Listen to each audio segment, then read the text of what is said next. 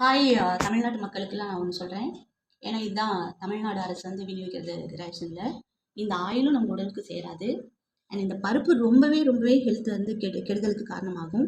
அப்போல்லாம் இது வந்து விற்பாங்க. இது ஆக்சுவலாக துவரம்பருப்பே கிடையாது. இது ஒரு செடியில் அந்த முள் செடி மாதிரி இருக்கிற இடத்துல வளரக்கூடிய ஒரு பருப்பு. இது இது வந்து விற்றாங்கன்னா சிறை தண்டனை அப்போ கிடைச்சிது வியாபாரிகளுக்கு. ஆனால் இப்போ கவர்மெண்ட்டே இது வந்து விற்கிது. மக்களும் தெரியாமல் வாங்கிட்டு போகிறாங்க. மக்கள் எப்பயுமே விழிப்புணர்வோடு இருக்கணும். இது பாருங்க, நல்லா பாருங்க, இது பருப்பே கிடையாது. இப்படி போட்டால் கூட வாங்கிக்கலாம். இருக்கிறதே ரொம்ப லோவாக லாஸ்ட்டாக இருக்கும்ல, கழிவு போக நல்ல பருப்புலாம் எடுத்துகிட்டு லாஸ்ட்டாக கழிவு போக கொடுக்குற பருப்பு. இது கூட உடம்புக்கு கேடு விளைவிக்காது. இது துவரம் பருப்பு தான். இது கடையில் வாங்கின பருப்பு.